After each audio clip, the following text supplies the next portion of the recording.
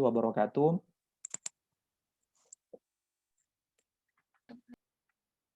Hamdan wa syukranillah wassalatu wassalamu ala Rasulillah alladzi la nabiyya ba'dah.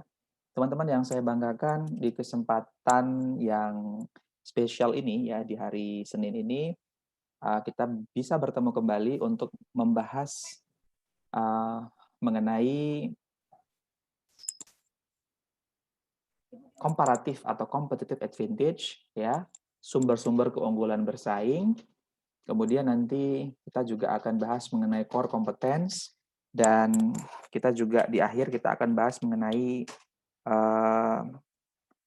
strategi as stretch and strategi as leverage. Sebelum kita akan mulai diskusi lebih lanjut, mari kita awali perkuliahan kita pada siang hari ini dengan membaca suratul Fatihah. A'udzubillahi minasyaitonirrajim. Bismillahirrahmanirrahim. Alhamdulillahirabbil alamin arrahmanirrahim maliki yaumiddin. Iyyaka na'budu wa iyyaka nasta'in ihdinas siratal mustaqim. Siratal ladzina an'amta 'alaihim ghairil maghdubi 'alaihim waladdallin. Amin.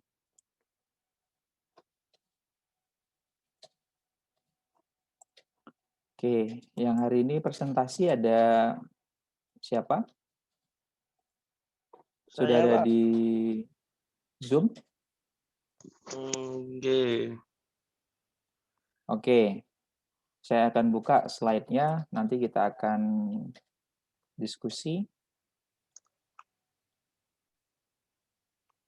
Ada Mas Bagus, selain itu siapa lagi? Mbak Nisa. Nisa siapa namanya? Atau Nisa, tapi bukan Nisa yang lagi hits ya? Astagfirullahaladzim. Oke, boten Pak, boten. Boten lah. Oke, ini di sini ada Ayu Himatun Nisa ya, kemudian Mas Bagus, Mbak Nelly sama ini Nelly Rahmawanti, panggilannya Rahmawanti Nelly, lupa saya panggilannya. Nelly. Wanti? Nelly.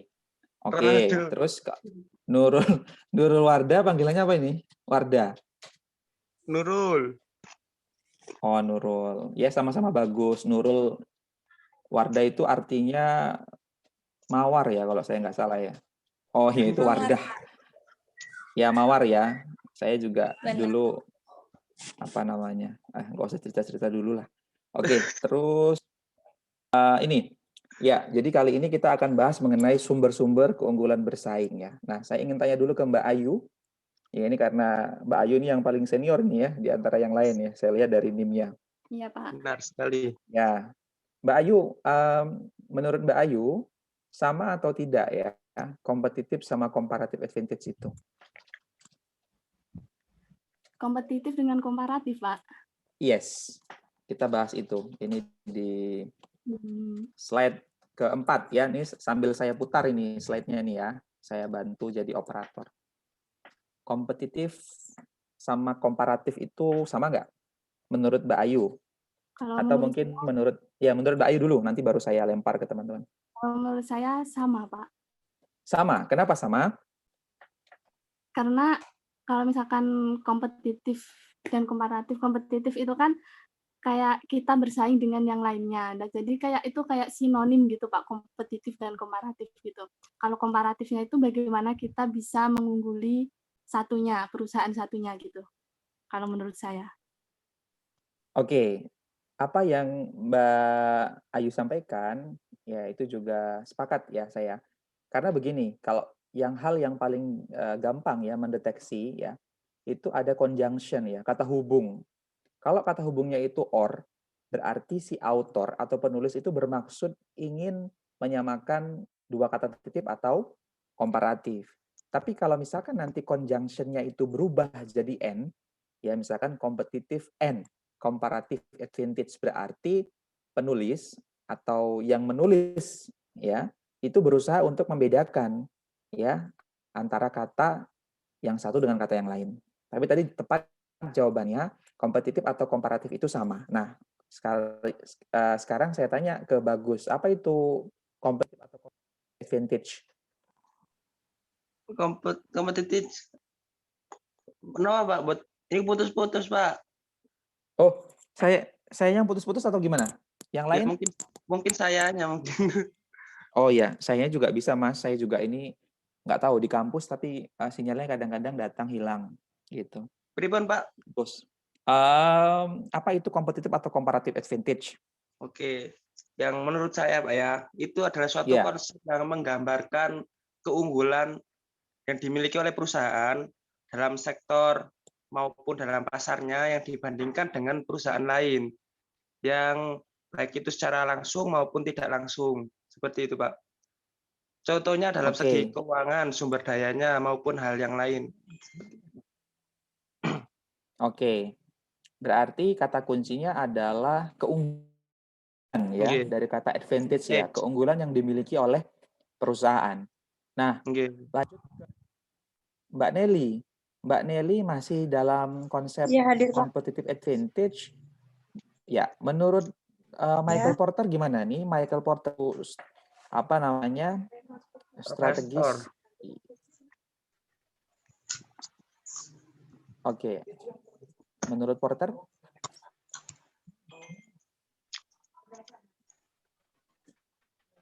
Bagaimana menurut Porter? Ini ada di slide ini juga nih. Gimana? Bagaimana menurut Porter? Bagaimana menurut Porter? Michael Porter, bagaimana menurut Michael Porter? Keunggulan komparatif itu inti dari kinerja perusahaan di pasar kompetitif, seperti itu, Pak. Jadi jantungnya kayak gitu. Sumber Jantungnya potensial ya. keunggulan persaingan, iya, jadi inti. Iya.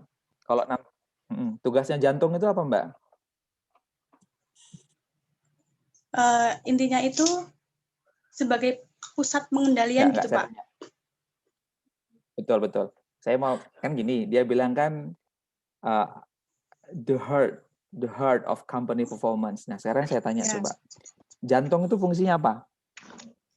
Jadi itu nanti kinerja perusahaan. Enggak. Belum ke sana. Saya mau tanya jantung. Jantung itu fungsinya apa? Jantung kita ini fungsinya apa? Hah? Memompa darah, Pak, ke seluruh tubuh. Iya. Betul, itulah. Jangan panik. Kan saya nanya jantung. Nah, kalau seandainya jantung itu tiba-tiba berhenti, artinya kan ya, berarti kan itu kan teramat penting gitu ya. Sampai kemudian Michael Porter mengatakan bahwa competitive advantage itu adalah jantungnya kinerja perusahaan. Makasih Mbak Nelly, santuy aja ya. Jangan tegang gitu kan, saya juga mau konfirmasi gitu ya. Oke. Mbak Nurul. Iya, Pak. Mbak Nurul ada di mana ini? Iya, Pak. Oke, Mbak Nurul bisa dengar suara saya ya? Iya, bisa. Oke, sekarang Mbak Nurul saya minta untuk memberikan contoh. Tadi kan Mbak Ayu sudah mengatakan bahwa kompetitif atau komparatif advantage itu sama. Kemudian Mas Bagus sudah mendefinisikan. Mbak Nelly juga sudah mendefinisikan. Nah, sekarang saya minta contoh competitive advantage secara real itu apa? Contohnya ya, Pak. Ya, contoh realnya. Itu yang sudah ada di slide, itu bukan Pak, yang persaingan antara iya itu.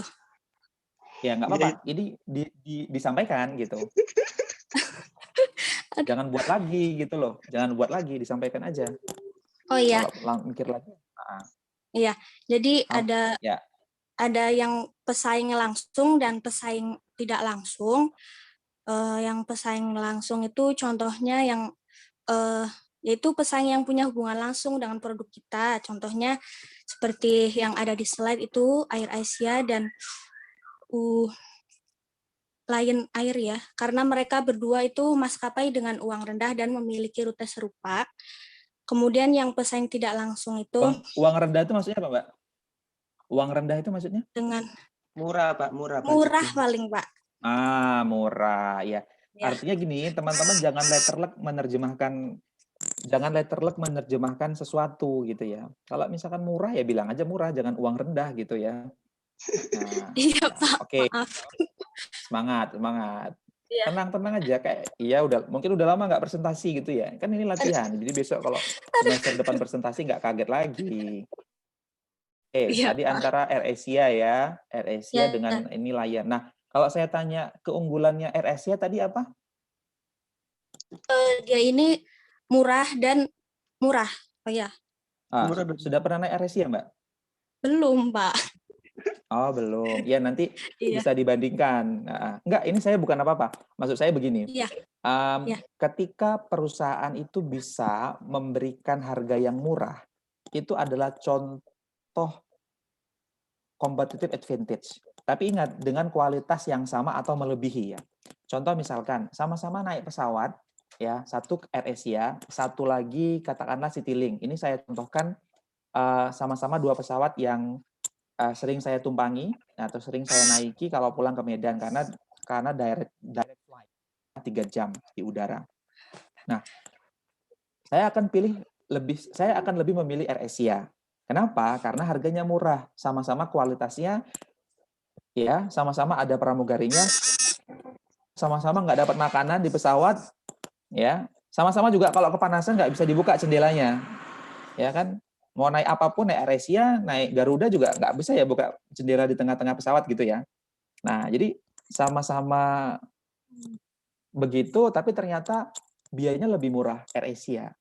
Nah, berarti AirAsia sedang membentuk competitive advantage atau membangun competitive advantage dengan harga yang murah. Jadi, harga murah itu adalah salah satu contoh keunggulan kompetitif. Oke. Contoh yang kedua, Mbak, ini apa nih? Lion Air Group dengan KAI. Iya. Apa ini? Jadi, ini tadi kan yang pesaing langsung, terus yang ini tuh yang pesaing tidak langsung. Jadi contohnya itu ada Lion Air dan itu. Jadi pelatih konsumen mungkin pindah ke kereta karena biayanya lebih murah gitu. Baik. Tapi kadang pun kemarin saya lihat orang banyak yang naik AirAsia karena harganya hampir sama dengan harga kereta api. Ya, oke. Tapi di sini tujuannya ini ya, orang mau terbang atau mau. Sekarang saya tanya, apa kira-kira keunggulan KAI, Mbak? Keunggulannya. KAI itu singkatan apa ya, Mbak? KAI itu. Enggak, singkatan KAI itu apa, Mbak? Apa ya, Pak ya? Ini bukan Izra ya? Iya. Nah, itu saya juga mau nanya itu. Ada KAI. Aduh. Kereta api? Kereta api Indonesia. Itu kah? Iya, benar. Ya, benar, jadi harus ya benar 100. Ya, oke. Oke, itu tadi contoh ya, teman-teman. Contoh. Contoh udah. Contoh beberapa perusahaan. Ada lagi begini, Pak, kalau tadi harga murah, ada nggak misalkan keunggulan kompetitifnya adalah harga yang tinggi? Di Starbucks? Pernah lah, anak Feby masa nggak pernah jajan di Starbucks? Ya kan? Pernah ya? Kalau dipikir-pikir, Starbucks itu kan harganya premium ya. Ini sudah gantian ini, jangan Nurul lagi. Nanti kasihan Nurul. Iya. Iya. Gantian. Starbucks ya. Starbucks itu kalau dipikir-pikir kan harganya premium ya. Harganya premium itu artinya relatif lebih mahal ya dibandingkan dengan yang lain. Nah, kira-kira apa yang membuat orang terus masih mau ya jajan di Starbucks? Saya lempar pertanyaannya ke Mbak Ayu lagi. Mbak Ayu, apa keunggulan kompetitifnya Starbucks? Suaranya apa ini? Oh. Iya, saya kira tadi ada dari mana? Ada invasi alien.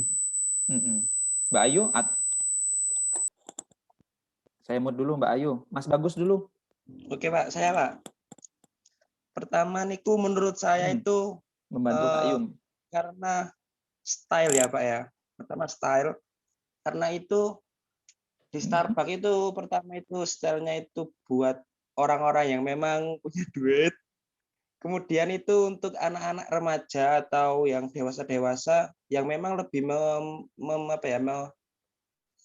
mengutamakan kualitas daripada kuantitasnya, apa namanya, produk itu harus banyak, harus enak atau gimana, tetapi mereka lebih mengutamakan kualitasnya gitu loh, Pak. Karena kan kalau ada harga ada barang gitu. Oke, jadi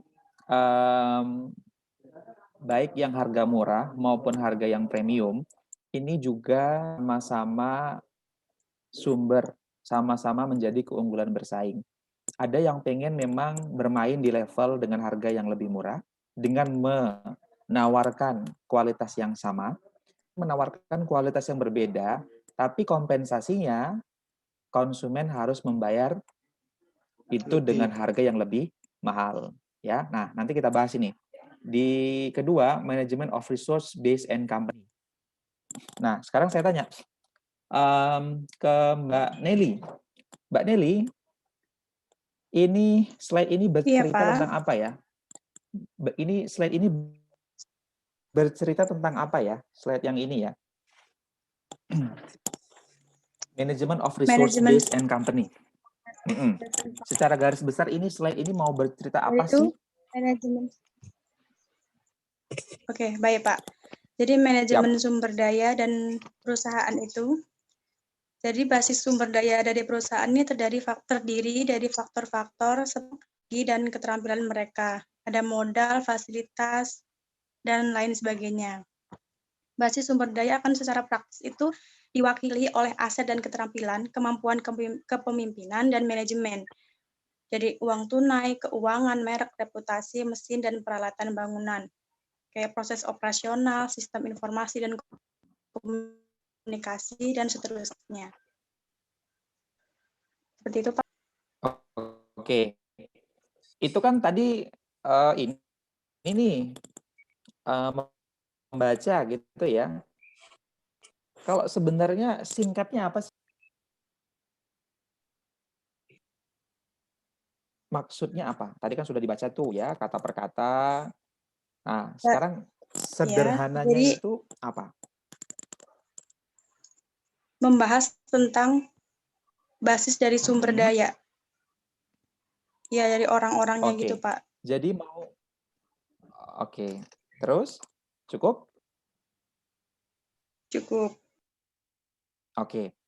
Jadi saya ingin melanjutkan apa yang disampaikan Mbak Nelly bahwa slide ini ini ingin mengalamatkan kepada kita, memberitahukan kepada kita bahwa daya perusahaan itu tidak hanya terkonsentrasi pada SDM atau SDI, sumber daya manusia atau sumber daya insani. Tapi teman-teman bisa lihat, selain ada people, ada juga capital, modal, ada facilities, ada land. Land itu lahan, lokasi, itu juga bisa menjadi sumber-sumber keunggulan bersaing. Contoh people ya, SDM. Wah, perusahaan itu maju gara-gara pemimpinnya hebat. Berarti di situ ada karena faktor people-nya. Ada leadership yang bagus yang kemudian diterapkan oleh pemimpin itu. Ada juga yang mengatakan bahwa oh iya, perusahaan itu berkembang bagus karena punya modal yang banyak, modal yang besar. Jadi mau ekspansi ke pasar yang baru, mau melakukan diversifikasi produk, dia punya modal yang cukup. Atau bisa juga, wah perusahaan itu karena fasilitas-fasilitasnya atau fasilitas-fasilitas yang ditawarkan kepada konsumen itu menarik. Itu juga bisa. Bahkan yang terakhir, land. Land itu lahan, lokasi, itu juga bisa menjadi sumber keunggulan kompetitif. Saya akan kasih contoh yang land ya. Kalau teman-teman misalkan ingin membuka usaha, pasti teman-teman ingin cari lokasi yang strategis ya, betul ya? Iya, Pak, benar. Betul. Oke. Jadi misalkan teman-teman mau buka restoran, kan nggak mungkin nih teman-teman buka restoran tapi tidak memperhitungkan ketika survei berapa orang yang lewat, sebelah kanan kita siapa, sebelah kiri kita siapa, depan kita siapa, belakang kita siapa. Tentunya ini akan dianalisis. Dan ternyata pemilihan lokasi, pemilihan tempat, aset yang nantinya akan kita tempati itu menjadi sumber keunggulan bersaing. Jadi ketika teman-teman sudah punya lokasi yang mapan, ya, kemudian ya, ini kita menggunakan kata-kata strategis ya, karena mungkin dekat dengan sekolah, dekat dengan kantor, dekat dengan yang lain-lain seperti itu, sehingga kita lihat banyak yang akan memanfaatkan atau banyak yang akan membeli produk atau jasa yang kita tawarkan. Tapi bisa juga kita buka mungkin ya bisa aja di mana, karena kalau kita sudah punya budget, jadi makanya ada pendekatan namanya contingency view. Jadi pandangan yang terus berubah atau dinamis. Tidak bisa, oh tadi Pak Isra bilang namanya pemilihan lokasi itu harus strategis bla bla bla bla. Nyatanya banyak juga produk atau jasa yang kemudian laris di pasar, itu tempatnya malah nggak strategis. Malah tempatnya di ujung-ujung sana ya, di ujung desa, masuk lagi, nyebrang sungai segala macam. Itu yang dicari orang. Tuh. Apa kira-kira contohnya, Mas Mbak, yang presentasi, tim presenter? Saya. Ya, gimana Mas? Kalau menurut saya itu pertama karena mungkin faktor pindahan atau dulunya sudah terkenal kemudian pindah tempat meskipun harus melewati gunung ya ataupun hutan, tapi kan sudah terkenal, sudah mempunyai apa ya namanya brand gitu Pak. Atau meskipun itu nggak harus mahal ya, tapi kan sudah terkenal enak atau gimana, pastinya mereka ya bela-bela nih Pak gitu. Oke, jadi tadi kalau bagi perusahaan yang mungkin belum punya citra, ya bukan Bu Citra ya, tapi citra, image ya. Kalau sudah punya image yang bagus, itu mau di mana aja insya Allah ya akan sustain. Tapi bagi kita mungkin yang pemula, ya the beginner, itu juga harus mempertimbangkan faktor pemilihan lokasi atau tempat.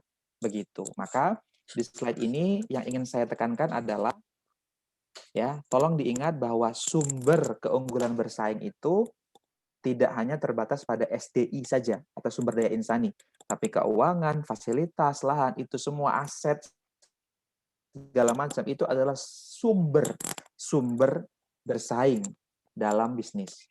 Oke. Mbak Ayu sudah bisa bergabung, Mbak Ayu? Suaranya masih nginging nggak? Halo, iya Pak. Oke, Mbak Ayu lagi PKL? Enggak Pak, sudah selesai Pak. Oke, ini di mana nih kok ada suara motor? Enggak Pak, ada suara kereta. Oh, ya. Yang penting jangan ini ya, kalau lagi di jalan berhenti dulu. Iya Pak. Oke. Terus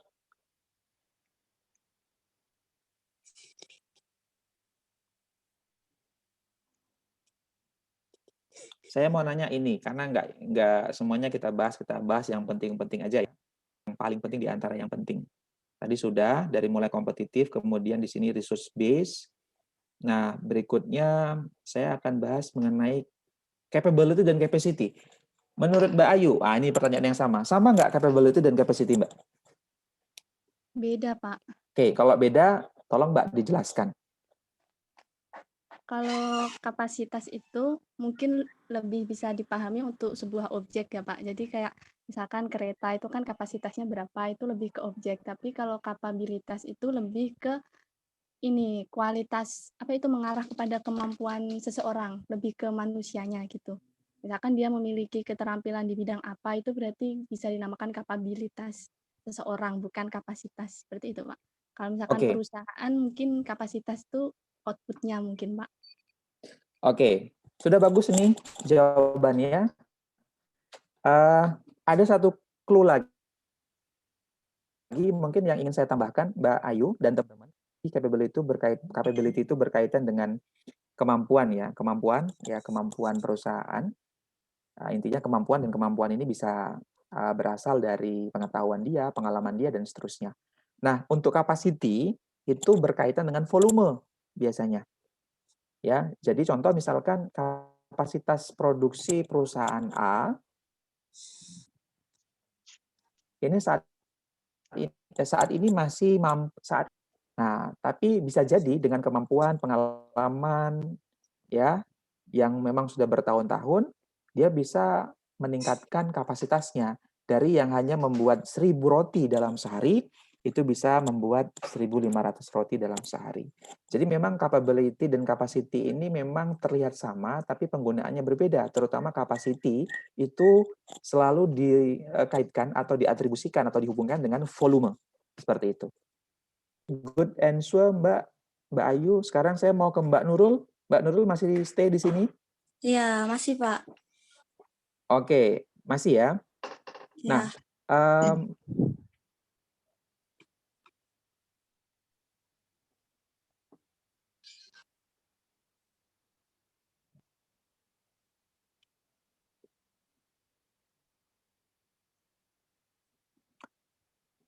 ada di sini, jadi gini, capability, biar teman-teman juga paham alurnya ya. Capability dan capacity itu bisa terlihat dari, ini kan ada nih sudah ditulis ya, tapi kemudian saya mau fokus ke, ini kayaknya kurang ini. Tadi saya lihat, ada satu yang belum teman-teman masukkan, namanya core competence, Mbak. Dan kayaknya belum ada ditulis ini core competence. Coba diingat-ingat. Itu bagian penting, core competence.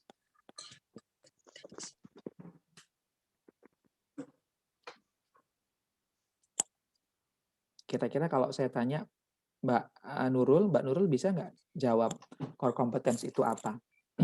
Dan sebaiknya dijawab dulu, nggak apa-apa, sebisanya.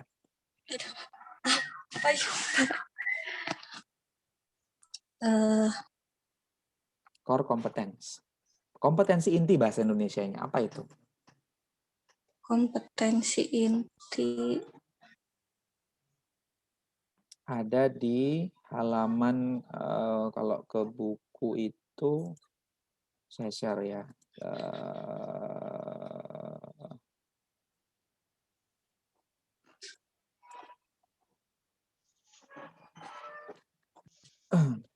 Nah, ini Mbak. Kelihatan nggak? Semua, its core competency. Hamel and Prahalad suggest that core competencies are represented by the collective and accumulated learning and experience of organization and its staff. Nah, itu aja. Kira-kira bisa dipahami nggak, Mbak Nurul? Core kompetensi itu apa?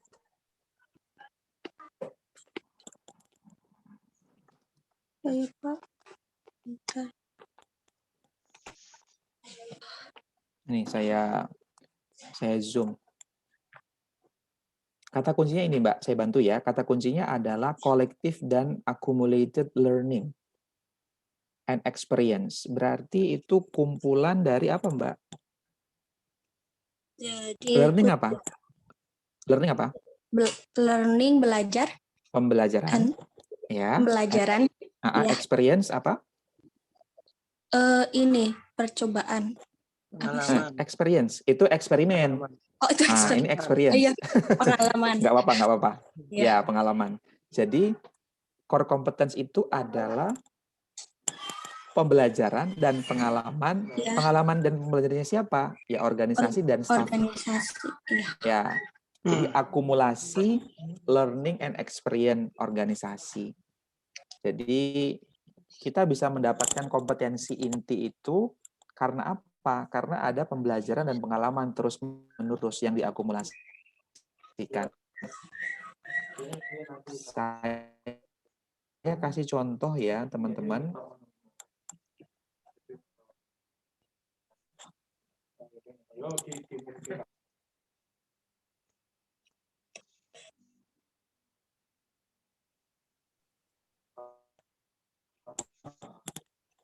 Lihat.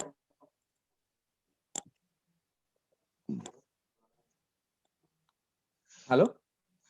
Halo. Iya. Sudah terlihat? Sudah, the example of core competence. Oke.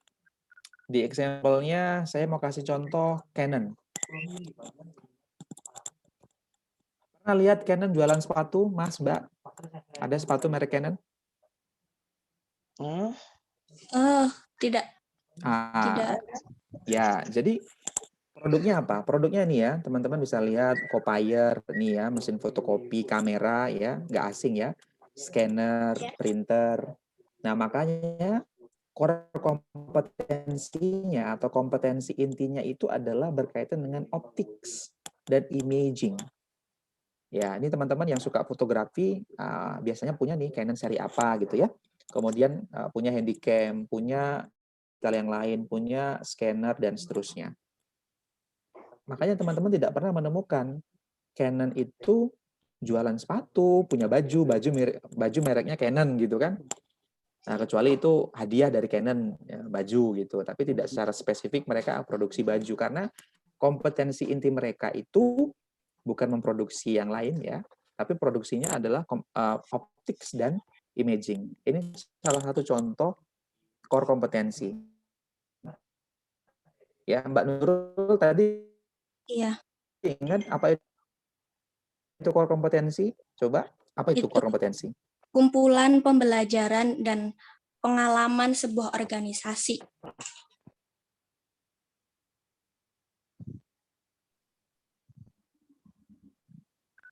Ini bisa punya spesifikasi ini tidak instan ya. Kata kuncinya adalah akumulatif. Ya, kumpulan dari pengetahuan, pembelajaran dan pengalaman. Yang kedua, siapa yang nggak tahu Honda ya?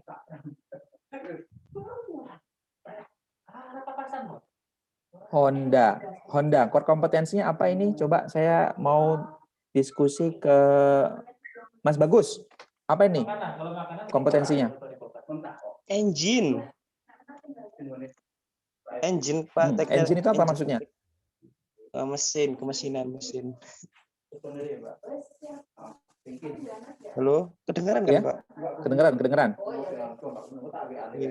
Niku, expertise in gasoline engine technology and small engine design. Apa itu? Sederhananya Honda itu punya keahlian apa? Punya core competence apa? Mesin berteknologi dan juga apa ini small engine design ini? Desain dari mesin. Jadi dia memang Honda itu punya keahlian ya teknologi mesin ya, mesin yang bisa mengefisienkan bahan bakar ya. Saya termasuk atau mungkin teman-teman termasuk pengguna Honda. Honda lebih irit ya. Gampangnya gitu. Dia punya keahlian itu. Sama bisa mendesain mesin yang kecil ya. Contoh misalkan, teman ya, mesin pemotong rumput itu mereknya Honda.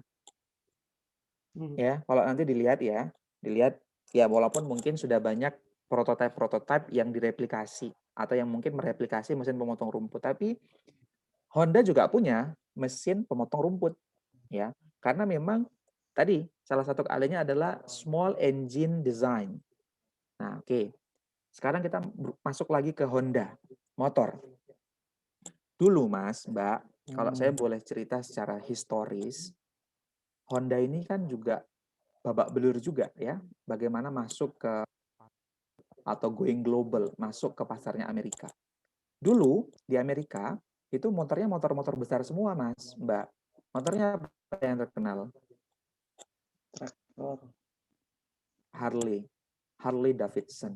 Nah, waktu itu ya itu tadi ya, mungkin semesta mendukung ya. Jadi ada perusahaan pos ya, anggaplah misalkan di sini PT Pos Indonesia itu ya, atau mungkin PT Pos yang ada di Amerika, itu membutuhkan alat transportasi yang bisa membantu Pak Pos dan Bu Pos mungkin untuk mendistribusikan surat dari satu lokasi ke daerah yang lain. Kan nggak lucu ya, wah ngantar surat pakai Harley, ya bisa-bisa aja gitu kan. Tapi kan nggak efisien, ya nggak efektif dan nggak efisien. Maka kemudian Honda menawarkan, ini loh, kami punya sepeda motor lebih. Wah, waktu itu ya PT Pos tertarik kan, karena antar surat itu kan sampai ke pelosok-pelosok gitu ya, dari kota sampai desa waktu itu gitu ya. Makanya kemudian Honda sukses masuk pasar seperti itu. Jadi keahlian mereka teknologi mesin yang irit ya, kemudian bisa mendesain motor atau mungkin mesin yang memang mudah digunakan seperti itu. Sama kayak mungkin misalkan Honda Matic yang saat ini mungkin penjualannya masih terus meningkat gitu ya. Jadi ada motor Matic dan seterusnya. Satu lagi. Nah, gimana?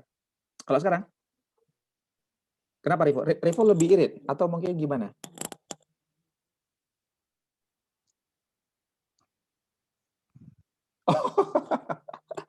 Iya, Revo. Oke, selanjutnya ini Mas. Nah, ini Sony. Apa nih keahliannya? Mungkin Mbak Nelly lagi, Mbak Nelly. Mbak Nelly tahu merek Sony, Mbak? Tahu ya? Ya, Pak. Sony tahu ya, Sony ya? Tahu, ya. Oke. Jadi Mbak, Sony itu juga punya core competence ya, punya keahlian yang khusus ya. Kompetensi itu bisa dikatakan keahlian khusus atau keahlian intinya apa? Ya. Jadi di sini apa Mbak kompetensi intinya dari Sony, Mbak?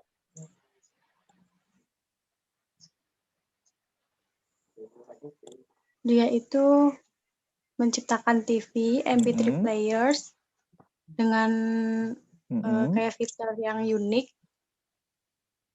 sama desain PC. Ya, desain PC yang menarik ya waktu itu ya. Kalau sekarang kan kalau PC itu, segede Pak, gajah gitu kan nggak mungkin ya. yang menarik ya. Ya, jadi dia punya kemampuan ini Mbak. Ada tadi mungkin terlewat bacanya, miniaturize ya. Dia bisa buat sesuatu yang besar-besar jadi yang kecil ya. Contoh mungkin Walkman. Pernah teman-teman sempat nggak merasakan kejayaan dari Walkman? Napa nih Kunta? Napa nih, Mbak? Walkman. Nggak tahu. Oke, tapi tahu ya Walkman itu apa ya? Wah, jangan bilang nggak tahu. Kalau bilang nggak tahu itu kayaknya kita umurnya beda banget ya. Padahal kan kita seumuran ini. Wah, saya terlihat tambah tua nih kalau misalkan teman-teman bilang nggak tahu ya. Jadi Walkman itu saya tahunya itu mungkin ya. Kalau saya SD itu teman-teman mungkin baru lahir ya. Kalau saya SD gitu ya SD ya itu Walkman itu untuk dengerin musik ya. Dulu zaman-zamannya Westlife ya. Westlife ya itu orang dengerin kaset kemudian dengerin sambil lari pagi, sambil jogging atau sambil naik motor dan seterusnya. Nah, kalau sekarang kan semuanya sudah di HP ya atau mungkin sekarang kalau yang pencinta Apple itu ada apa namanya, Mas? iPod ya kalau nggak? Hah? iPod ya? iPod gitu kan. Nah, mungkin terus setelah itu baru MP3 dan seterusnya. Kalau itu dulu masih Walkman masih pakai kaset. Itu juga itu salah satu keahlian Sony ya. Dan itu keahlian itu tidak muncul seketika ya. Jadi perlu ada akumulatif learning. Ada perlu akumulatif experience ya yang kemudian menjadi satu. Oke, itu ya kalau kita urutkan flow-nya dari mulai competitive advantage, kemudian prosesnya apa saja, kemudian ada capability dan capacity, kemudian melahirkan core competence, dan yang terakhir ini ada strength and leverage. Saya akan tanya lagi ke Mbak Ayu. Mbak Ayu, bisa dijelaskan Mbak apa itu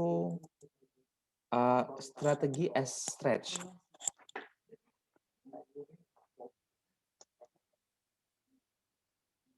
Mbak Ayu? Iya, Pak. Mbak Ayu, saya mohon dijelaskan Mbak, apa itu strategi as stretch? Kalau teman-teman yang senam, itu kan kalau di bagian akhir ada stretching. Ya. Apa itu stretch?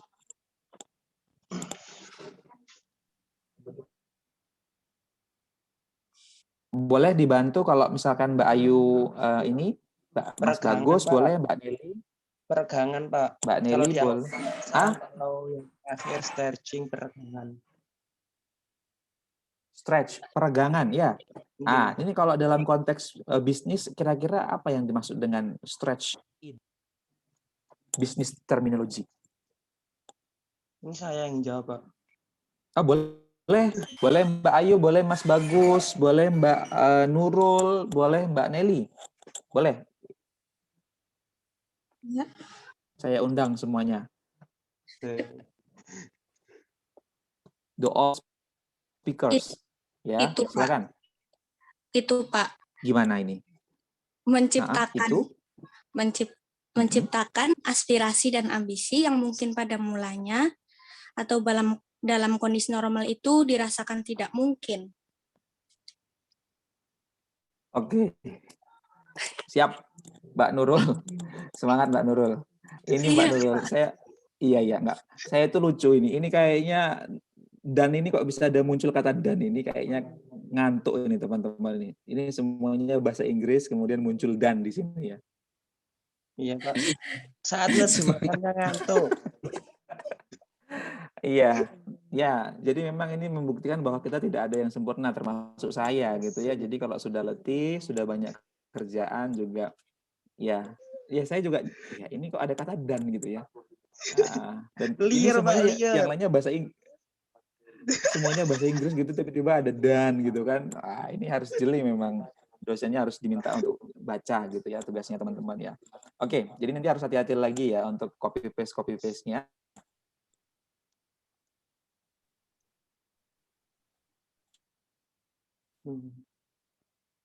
Tapi begini, saya ingin membantu tadi teman-teman dan melengkapi jawaban dari stretch antara knowledge, research, ya, kompetensi, capability, ya, dan aspirasi.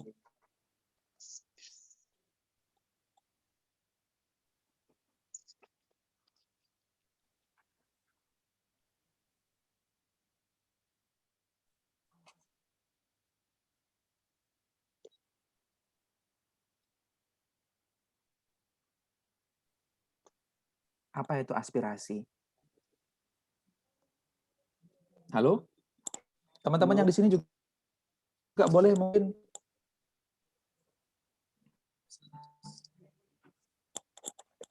apa itu aspirasi, Mbak, Mas? Aspirasi. Aspirasi itu apa? Secara bahasa aja, aspirasi itu apa? Sering ya kita bilang aspirasi ya, mohon ini aspirasi rakyat didengarkan, Pak. Suara hati. Suara atau pendapat. Yang lain, apa itu? Apa itu suara hati? Apa itu aspirasi? Harapan atau tujuan mungkin, Pak. Ini siapa yang jawab nih? Ini Pak Inaya, Pak. Oh, Inaya. Harapan dan tujuan. Iya, jadi aspirasi itu harapan, keinginan, ya. Jadi begini, dikatakan stretch itu,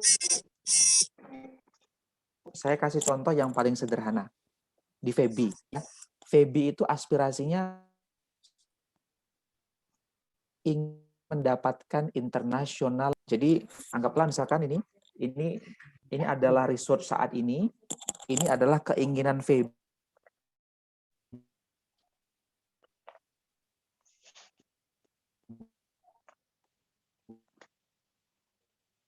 untuk mendapat pengakuan akreditasi internasional. Nah, sementara research-nya, maaf, kan juga ini ada gap ya. Research saat ini seperti ini.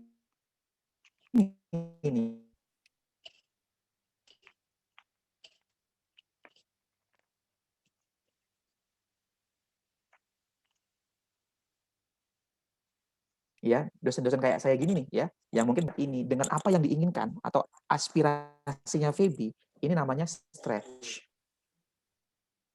Ya, maka perlu ada apa? Perlu Supaya apa? Supaya resources-nya, ingat ya, itu tidak hanya sumber daya, facility build yang diinginkan Febi, yaitu terakreditasi secara internasional. Itu namanya strategi as stretch. Nah, kalau strategi as leverage, apalagi tuh Pak? Nah, sekarang saya tanya nih ke teman-teman yang presentasi, apa itu strategi as leverage? Saya. Atau arti kata leverage dulu deh. Apa? Saya apa? Monggo Mas. Mas Bagus. Monggo. Oke, kalau menurut saya ya suatu apa ya? Menciptakan suatu hal yang mempengaruhi hal yang lebih besar dari sumber daya yang dimiliki oleh perusahaan tersebut, Pak. Oke. Tadi juga Mbak Nelly juga hampir sama tadi ya, sebelum Mas Bagus juga tadi menyampaikan apa? Memengaruhi ya. Jadi yang benar itu bukan mempengaruhi ya, memengaruhi ya. Nanti cek apa namanya kata bakunya ya. Mempengaruhi itu benar, tapi tidak baku Mas. Sampaikan ya, biar nanti teman-teman menulis biar benar gitu ya. Ya, kalau nulisnya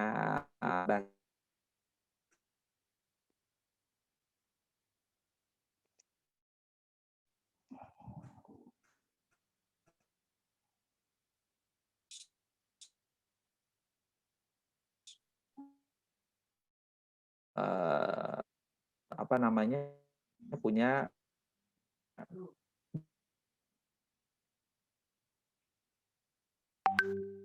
atau teman-teman yang lain apa arti kata leverage? Tadi ada yang bilang pengaruh kalau saya tidak salah tadi ya. Coba yang lain selain kata pengaruh apa?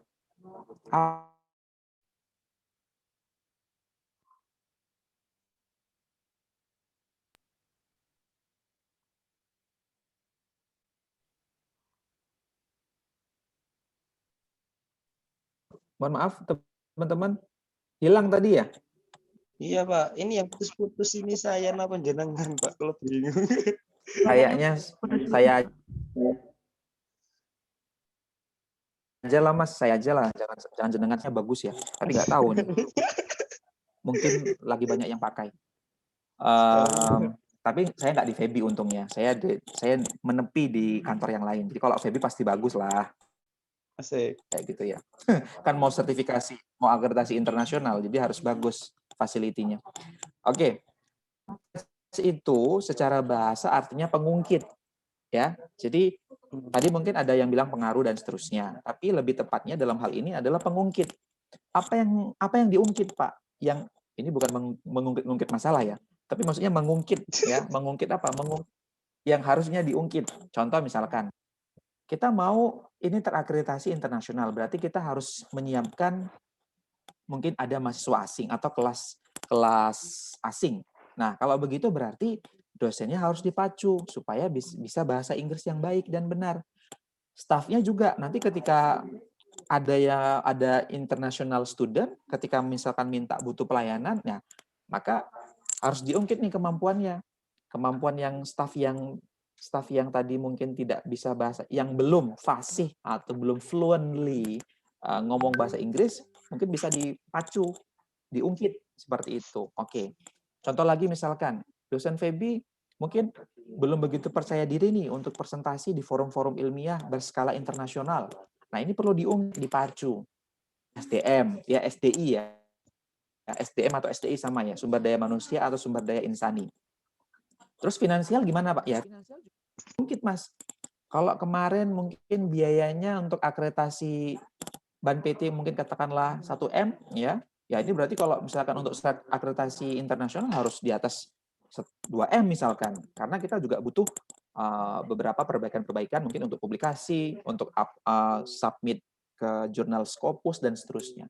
Maka PR-nya tidak hanya melakukan stretch ya, tapi juga harus mengungkit ya sumber daya tadi, baik itu sumber daya insani, sumber daya finansial, kemudian fasilitas juga harus diperbaiki, ditingkatkan. Kalau selama ini mungkin sudah bagus ya perlu ditingkatkan lagi ya. Kemudian yang keempat building ya. Lahannya juga harus diperhitungkan ya. Sebenarnya kalau dari segi building kita perlu sombong ya, karena kita ini kampusnya di kota gitu ya, di tengah-tengah gitu ya. Dari Amplas deket, wah, mau nonton bioskop deket, nggak mau ke Lipo gitu. Jadi tetangganya Lipo, tetangganya Amplas gitu ya, tetangganya XS1 gitu, tetangganya UNY, tetangganya UGM deket. Kalau kampus-kampus di tempat lain itu mungkin jauh-jauh tempatnya ya. Dari UGM ke UNY kita dekat, dari UNY ke sini dekat. Jadi sebenarnya untuk aspek strategis land itu kita sudah sangat strategis. Mahasiswa juga reachable. Cuman masalahnya begini, kalau bandara nggak pindah, itu akan lebih bagus lagi. Ya, karena kita dari bandara hanya 20 menit atau 15 menit, seperti itu. Kalau sekarang orang misalkan tamu datang, mau main ke UIN Sunan Kalijaga, itu butuh waktu berapa lama, Mas? Dari Kulon Progo ke sini? Itu mungkin bisa 1 jam setengah, seperti itu. Ini juga perlu dipertimbangkan. Ya, tapi insya Allah nanti kalau kampus kita sudah kampus 2 di Pajangan itu jadi, ya mungkin nggak terlalu jauh seperti itu. Oke, jadi tadi kita bahas mengenai strategi S-stretch dan strategi S. Begitu teman-teman, terima kasih. Saya harus menyampaikan bahwa ini tadi tolong ditambahin dengan core competence ya. Kemudian contoh-contohnya itu juga ini saya sudah suka dengan tema-temanya ya, santuy gitu ya, di tepi pantuy ya. Iya, Pak. Memang niat saya, Pak. Oke, jadi ini sudah, tapi mungkin untuk supaya yang lain itu juga masuk dalam pembahasan ini, kayak misalkan tadi AirAsia dengan Lion itu mungkin perlu dikasih gambar, nggak cuma logo, mungkin gambar pesawatnya, gambar ininya, terus mungkin contoh-contoh yang lain tadi, ya seperti saya tadi ya, misalkan saya mau bilang Canon, tapi saya tunjukin itu produk-produknya Canon. Oh, iya. Ya. Kemudian saya mau bilang Honda, saya juga tunjukin produk-produknya Honda. Saya tunjukin produk-produknya ini, walaupun mungkin cuman gambar-gambar yang mungkin teman-teman ambil dari internet ya. Paling tidak itu bisa menstimulus pemahaman teman-teman yang membaca, teman-teman yang melihat. Baik, itu terima kasih, materi kita hanya di situ, dan terima kasih buat Mbak Ayu, Mas Bagus, Mbak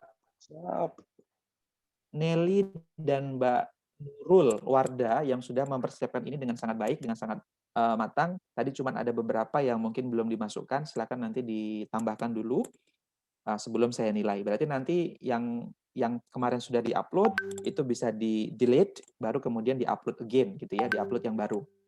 Nah, yang berikutnya sebelum saya tutup, teman-teman, kemarin ada yang tanya, Pak, kok belum buat critical question, folder untuk critical question. Ya, memang sengaja belum saya buat karena saya mau bilang begini, teman-teman, ayo teman-teman itu gimana ya, disiplin ya. Saya sudah buat template-nya. Masih ada juga yang ngirim dalam bentuk PDF. Padahal saya berikan contoh, bahkan mungkin contohnya udah jelas ya. Teman-teman tinggal nambahin di situ, tinggal kemudian nulis namanya, dan bahkan yang buat saya semakin takjub dengan teman-teman adalah yang dikirim itu namanya nama Izra Brakon, bukan diganti namanya gitu kan. Ini kan subhanallah, masya Allah kayak gitu. Jadi saya tuh mikir apa ya yang keliru menjelaskan, atau saya yang memang nggak bisa menjelaskan gitu loh. Jadi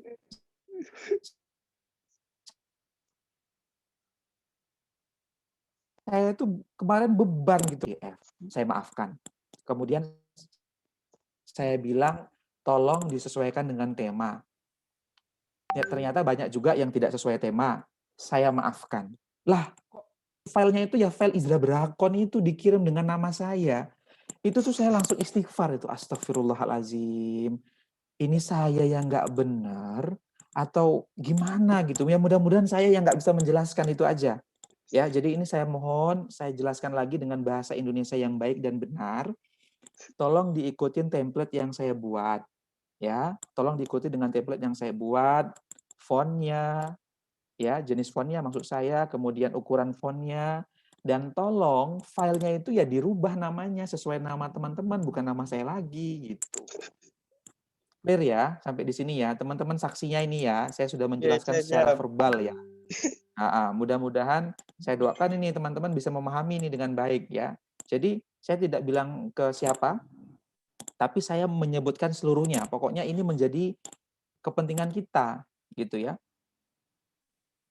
Gitu ya, tolong dibantu ya teman-teman ya. Nah, sekarang kalau teman-teman sudah menyiapkan pertanyaannya, nanti setelah ini silakan diupload ya. Saya buka Google Classroom-nya. Oke, begitu teman-teman. Ada pertanyaan? Kalau tidak ada, kita cukupkan. Ini teman-teman sudah lama alhamdulillah sudah 1 jam lebih ini kita berdiskusi. Terima kasih buat teman-teman yang sudah presentasi dengan sangat baik. Kemudian teman-teman yang ada di ruangan ini, atau kita diskusikan itu bisa bermanfaat. Mari kita akhiri dengan lafaz hamdalah. Alhamdulillahirabbil alamin. Terima kasih.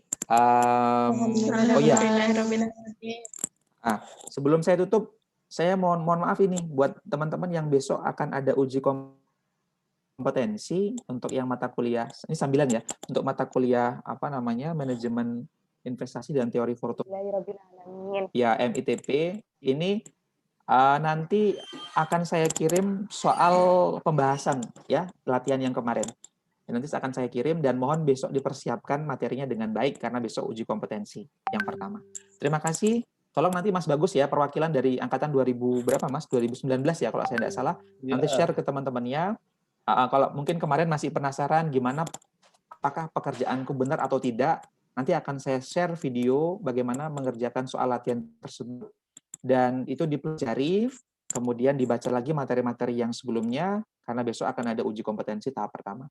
Demikian, terima kasih. Wassalamualaikum warahmatullahi wabarakatuh. Waalaikumsalam warahmatullahi wabarakatuh. Terima kasih, Pak. Oke, sama-sama. Sampai ketemu ya. Sehat-sehat. Amin.